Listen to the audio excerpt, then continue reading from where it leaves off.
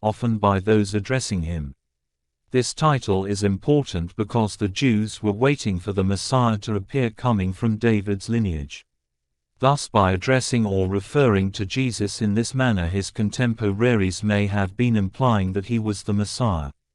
Jesus as the Son. 93 Matthew 1:1 makes that connection clear.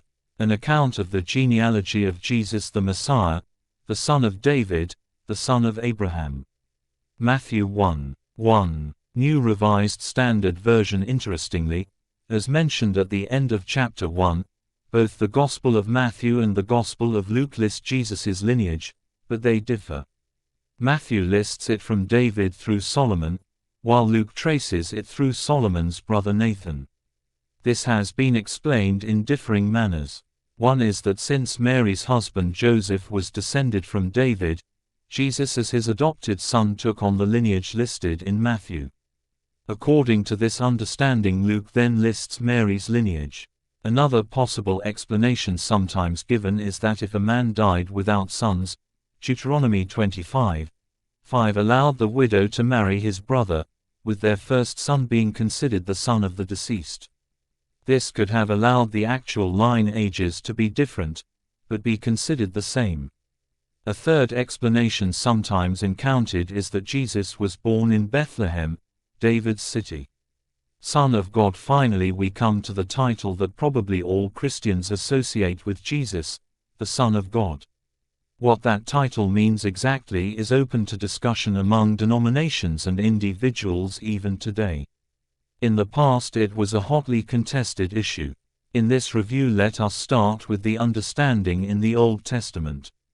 God as Father in the Old Testament. Since God gave us life, aren't we all allegorically His children? This seems to be clearly stated in the Old Testament.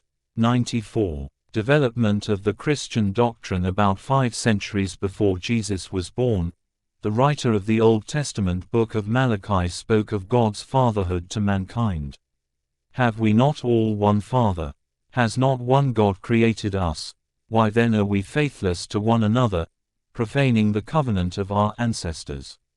Malachi 2:10. New Revised Standard Version. Jesus' reference to God as his Father or Father was part of the idiom of his day, as it had been for those who came before him. An earlier Jesus wrote the Old Testament book of Sirach. Protestants do not accept the book of Sirach, but the Catholic Church accepts it as an inspired part of the canon. This earlier Jesus, son of Eleazar, also addressed God as Father. Who will set a guard over my mouth, and upon my lips an effective seal, that I may not fail through them, that my tongue may not destroy me? Lord, Father and Master of my life, permit me not to fall by them.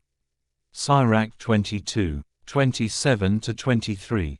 1. New American Bible. I called out, O Lord, you are my Father, you are my champion and my Savior. Do not abandon me in time of trouble, in the midst of storms and dangers. Sirach 51:10. New American Bible. Perhaps some of the most significant evidence of what Jesus meant when he called God Father is shown in the New Testament by the way that Jesus taught his disciples to pray. Here he clearly did not claim to be an exclusive son, starting Our Father. Our Father which art in heaven, hallowed be thy name.